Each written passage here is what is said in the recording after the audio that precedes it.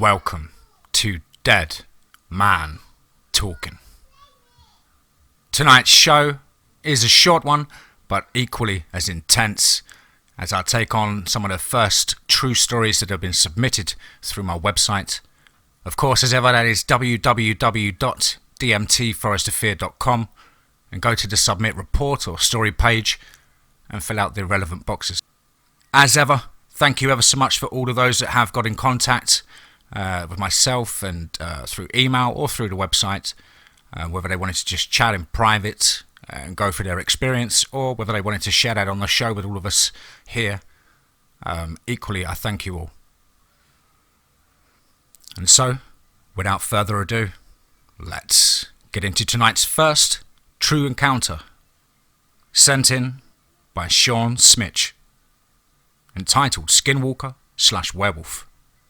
Let's get straight into that. Hi DMT. I live in Del Rio, Texas. My backyard is basically the Rio Grande and a stone's throw from Mexico.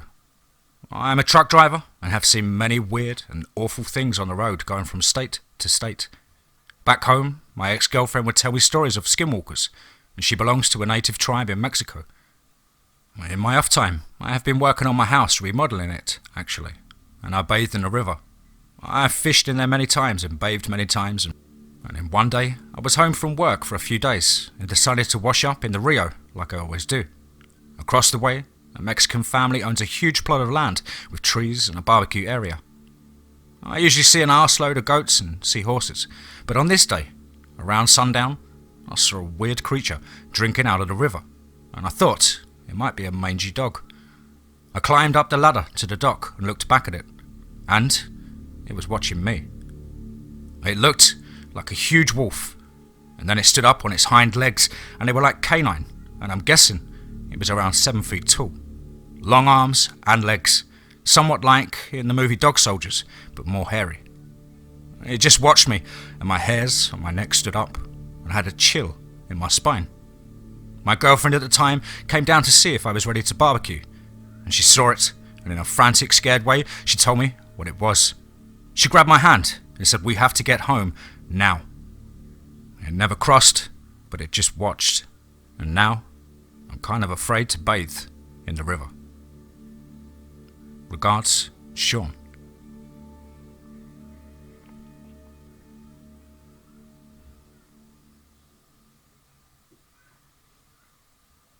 This next story was sent in and submitted to the website by Crow. Let's get straight into that. Hi DMT, I hope you are well. Stories, I have many, all true. This one scared me the most. I've grown up in the woods and swamps of Louisiana, hunting, fishing and trapping.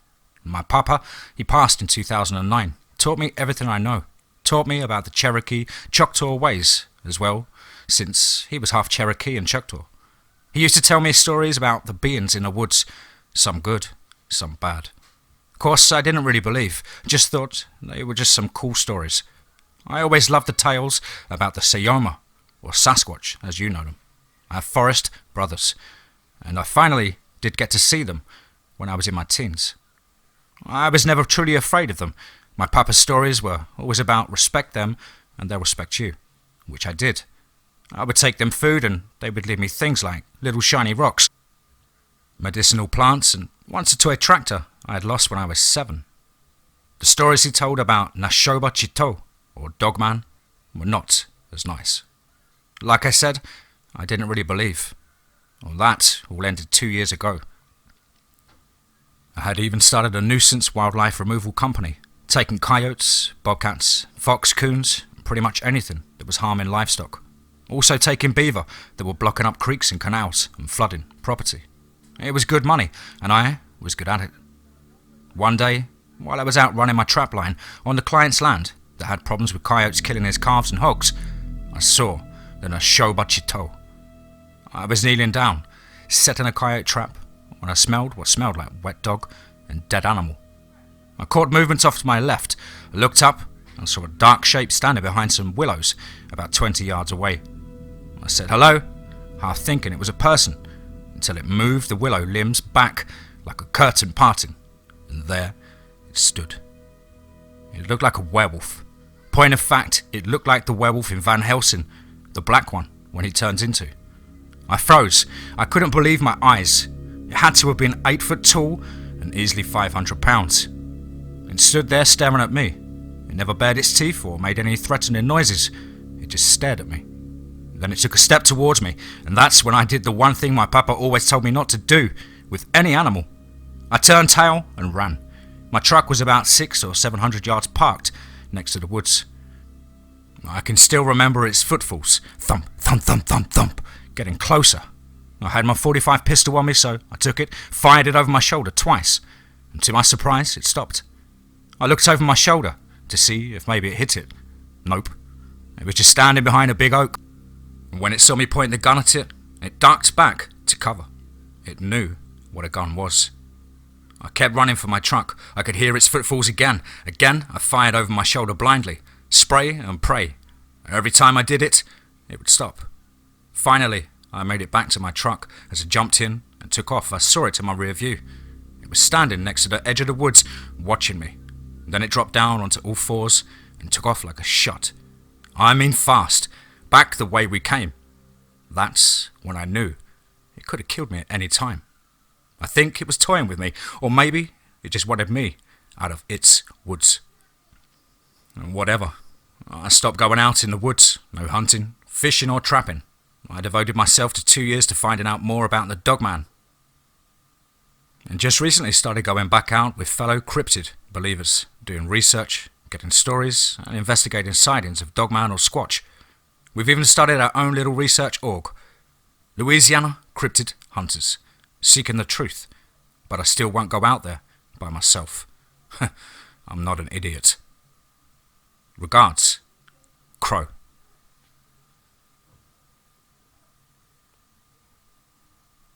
Bone-chilling stuff, Crow.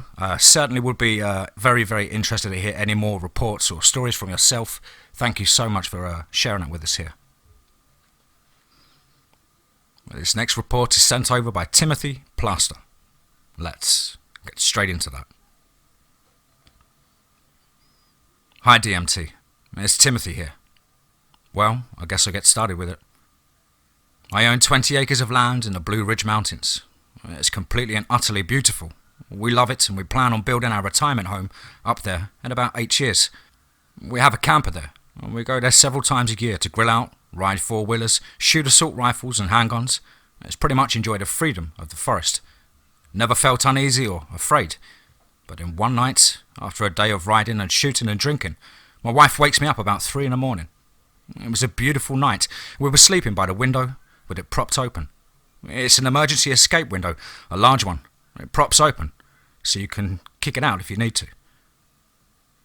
She heard a noise very close to the camper. We listened, and I heard what sounded like tree limbs breaking or maybe something breaking stick limbs on the ground. Whatever it was, it moved around closer to the camper for about 15 minutes. It was a nice cool night, and we had the windows open, the door open with the screen door locked. After 15 minutes, it got quiet again. We switched ends of the bed to put our feet by the window. I laid the shotgun pistol, grip 12 gauge, between us, on the bed, pointing towards the window. I also shut the camper door and locked it. We laid there for about another good hour. I heard a little more rustling. So, I peered out the window. I didn't see anything. I know there is bear, turkey, deer, coyote, fox, everything up there. But the way this thing moved, it was like it was investigating the camper. It was behind the camper for a while, and then it was up by the tongue of the camper. So dark, you couldn't see anything. I didn't want to turn on the spotlight. Anyway, the next morning, I went and had a look around. I found limbs broken off a small tree, about as big around as my finger. Imprints on the ground, no definition of shape because of the overgrowth, but what would appear to be a trail through the tall grass. Now, whatever this was travelling through, in, and then back out. We stayed about another 2 more days and night. I had an uneasy feeling for the first time in 10 years we have owned the place. I would shine the spotlight around behind the camper and down into the little valley, every now and then, catching the eyes of what appeared to be a dog or fox. To this day, never knowing what it was, it never happened again.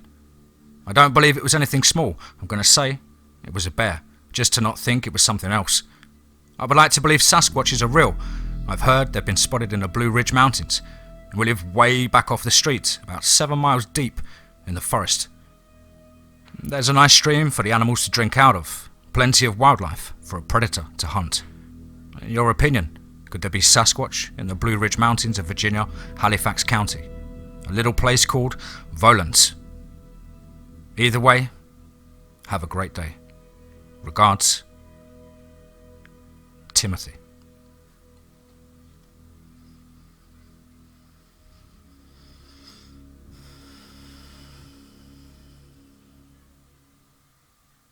Next story is sent in by Jessica Revaz, great friend of the show and actually the new assistant to my good friend David Holly.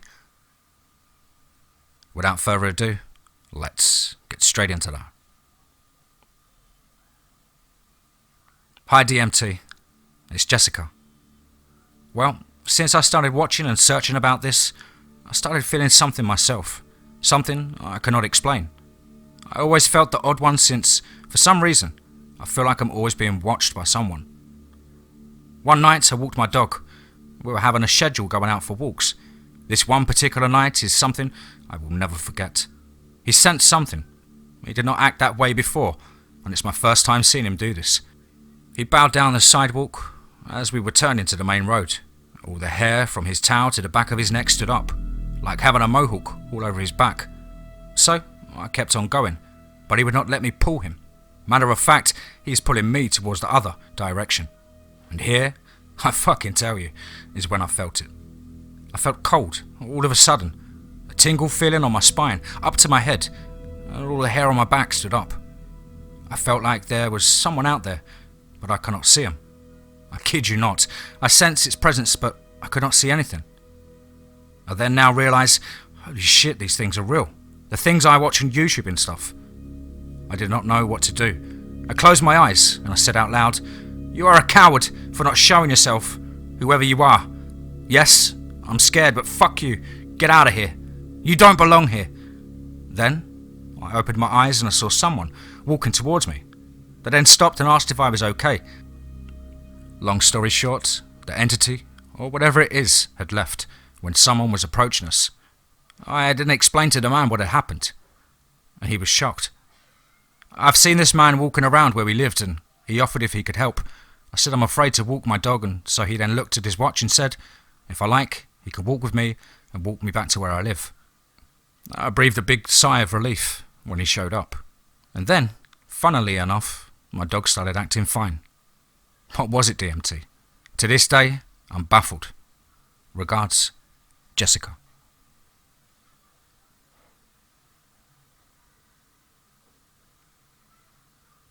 This next one is sent in by a good friend of the show, Sharon Ingram, and it's actually a new case from herself. Hi DMT, I've got a new case for you. Imagine sitting on your porch, drinking coffee, observing the night sky. It should be relaxing. But from my last case, I know he's out there, waiting. I hear growls, howls some nights, as if aggravated not being able to come closer since I performed a ritual and banned him from entering my property. My elder advised me to do it often for the rest of my life. Being born with blue eyes and full-blooded Seminole Native American marked me for becoming a shaman and a fighter against the supernatural for my people. This next case took a total turn. A family called saying that something was killing their animals, rabbits, even their dogs. They would hear howling, shadows running through the woods at night. It would scratch at their doors, even smashed through a window in the laundry room. When they described the creature, I knew. 6 to 8 feet tall, brownish black, glowing eyes, and walked on 2 legs. So after taking my last sip of coffee, I mumbled, "Round 2. I packed my supplies, I thought, or hell I knew, it was baiting me to come. The home sits by the Flint River. It's quiet, serene. The only noise I heard was the rushing of water as it flowed. The owner met me outside and relayed all that had occurred. I asked if they could go somewhere that night, less I would have to worry about them. They left and I was going to stay with his family. They took their last remaining dog, and the rabbits were in the cages. I set up my supplies on an old stump in their yard, grabbed my ritual powder, my ritual bone knife, and started at the water's edge, sealing for protection. And then I heard it. A howl so loud and furious that chills ran down my spine. He was behind me in the woods on the other side of the property. I froze for a minute, then continued my ritual up the property line towards him. Ever smelled tyres burning?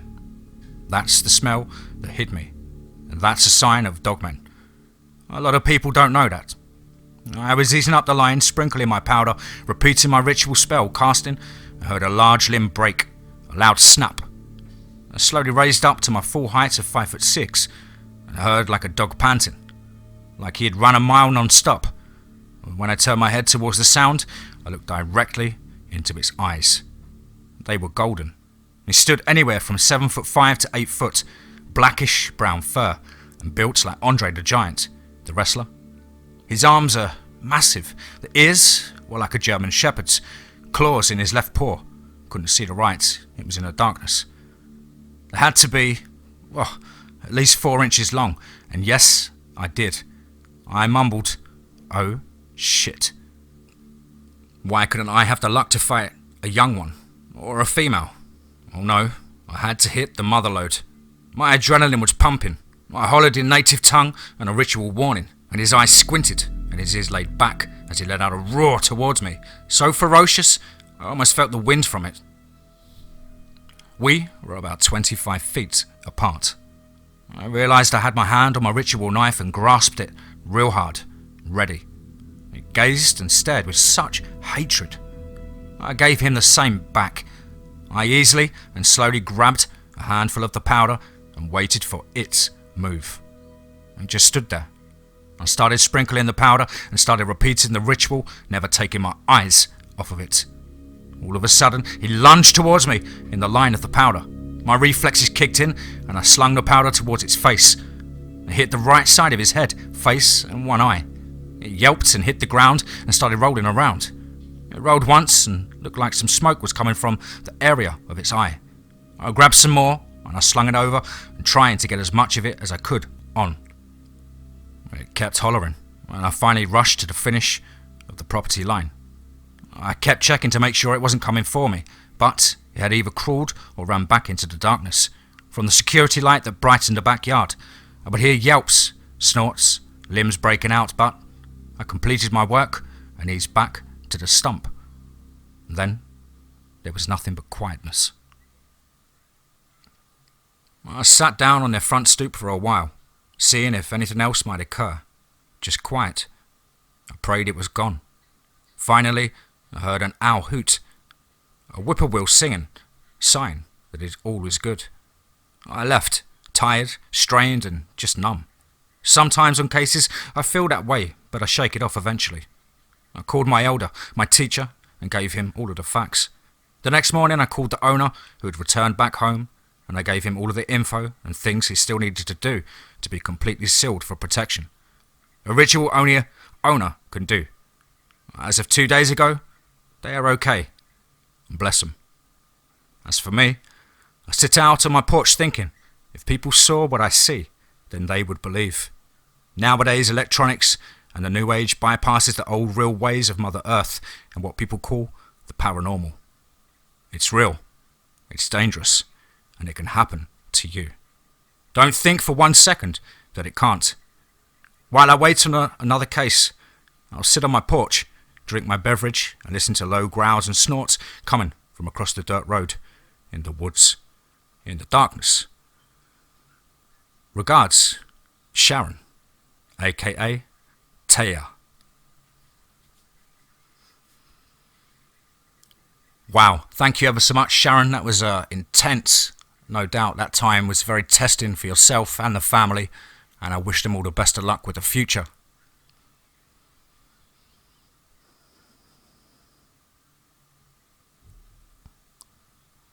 This next story is a Skinwalker encounter, and without further ado, let's get straight into that. Hi DMT, it's Mandy here again. So this story didn't happen to me. but I heard it many times when I was growing up.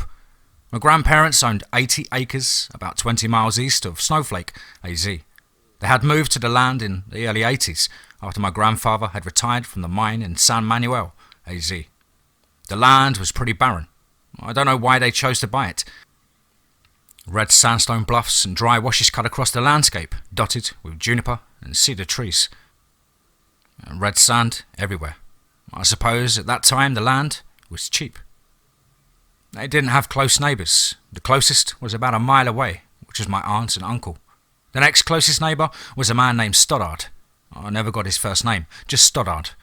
He lived about 4 miles from my grandparents, at the base of one of the sandstone bluffs. He was an arsehole rancher, from what my grandparents said. He thought that he owned everything and was entitled to do whatever he wanted. More than once, my grandpa had caught Stoddard cutting off my grandfather's barbed-wire fence to let his cattle onto my grandpa's land to graze. Now, this area is full of ancient Anasazi Pueblo ruins. Most of them have been destroyed by ranchers with backhoes trying to find pots to sell. I'm sure Stoddard was one of them. So the story goes, one day after losing a calf, Stoddard stumbles upon a cave sealed by a giant slab of sandstone against one of the sides of the bluff. Curious about it, he used a backhoe to remove the boulder. After going inside, he discovers it's an Anasazi burial cave. I'm sure he was delighted. He starts taking things from the burial cave and then selling them. Well, from that moment on, he had some pretty shitty luck. First off, he lost about $500,000 in the stock market. Then, his cattle got all diseased and died. In financial ruin, he gets another blow. His wife gets diagnosed with an extremely rare disease and then also dies. Then Stoddard gets thrown from his horse and loses his ability to walk. This all happens within a couple of years, and he tells everyone he knows that he's cursed from the Anasazi burial. They laugh it off, and Stoddard puts all the artifacts back that he still has and seals the cave up, back up with a boulder. He abandons all of his belongings and leaves one night. This is in the late 1980s. Fast forward a couple of years since Stoddard abandoned his ranch house. The land and the house are bought by a man from California. He puts the ranch up for rent. My aunt is pregnant with her first son and decides to move from San Manuel to Snowflake to be closer to her parents. Stoddard's house is fully furnished. My aunt and her husband move in. He finds a job working nights at the local paper mill. It is very creepy out there at night. At first it seems like a nice little place. Creepy at night, but not too bad. Then, weird shit started happening. My aunt starts hearing faint chanting and drums at night. She brushes it off. She had a hippie neighbour that lived about a mile away up on the bluff, so she just figured it must be them doing hippie stuff. But she can't help but feeling like someone or something is always watching her all of the time. She starts having nightmares every night, but chalks it up to being alone and the hormones. She finally tells my grandpa about it, and he loans her his dog to keep her company at night. She drives the dog out there, and he refuses to get out of the truck. The hair on the back of his neck straight up, and he's growling. She gets freaked out, but figures maybe he saw a rabbit or something, and hauls him into the house. The dog just stares at the door and growls. That night he growls and barks all the night. The drums and the chanting are louder. The next morning, my aunt finds human bare feet footprints all around the house. And so, this goes on for about a week. The dog barks and growls at night, nightmares when she does sleep, footprints in the morning. The chanting and the drums keep getting louder. Finally, feeling like she's losing her mind, she asks my grandma to come over and stay the night with her. Grandma is more than happy. After finishing her chores, she heads over, planning to make my aunt a nice meal. This is the late afternoon. My aunt lays down for a nap, comfortable now that my grandma is there. My grandma decides to take a little walk at the base of the bluff. My grandma was a very religious person. She was very active in the church and devoted her life to Jesus. As she's out on her little walk, she likes to look for pottery shards and arrowheads. A little ways from the house, she gets a very unnerving feeling that something is watching her. She said it made her skin crawl. She could sense something evil. And so my grandma prays and walks back to the house, pleading the blood of Christ and she decides not to say anything to my aunt, who was awake because she is already frightened. She tells my aunt that maybe it's a better idea to stay at Grandma's house tonight.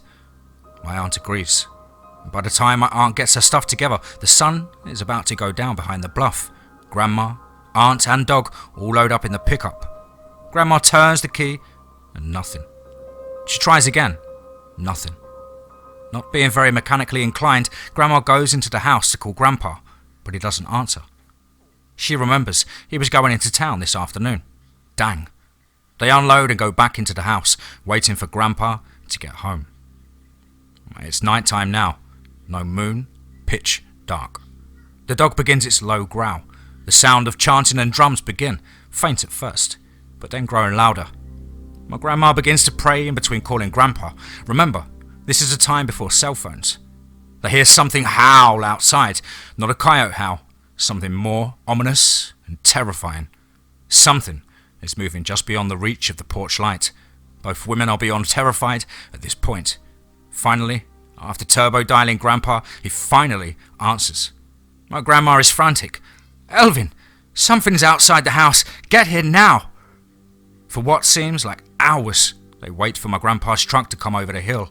Finally, they see the headlights. Before Grandpa flies into the driveway, something runs across the road in front of him. His headlights illuminate an animal or something. Grandpa jumps out of the truck yelling for the women to get the hell in. He unloads a couple of shots in the general vicinity of the animal. They haul ass down the dirt road towards Grandma's house. My aunt, against her better judgment, looks back and sees red eyes watching them. The next day, my grandpa and uncle head over to the house. My grandpa verified that all around the house there were bare footprints in the sand, along with very large coyote tracks. Needless to say, my aunt and grandma never went back to that house. My aunt won't even talk about it. I made the mistake of staying up too late and listening to the adults talk. My aunt moved in with my grandparents. My grandma swears, though, that she would see those red eyes at night stalking the edge of her property. Now, as far as I know, other people have tried living in Stoddard's house, but leave within a month or two. That whole area is cursed. I always hated going out there. It's an oppressive, evil feeling, even at my grandparents'. I have more stories about that cursed land involving other family members, but they will have to wait for another time. After researching and talking to my Native American friends, I'm fairly certain what my family members have the misfortune of running into was a Skinwalker. According to the Native Americans in the area, they frequent burials and graveyards, looting and desecrating the sites. They take pieces of the brains and bodies and grind them into a corpse powder to use in their own curses. They are also known to terrorize people away from areas like burials and ruins. Regards, Mandy.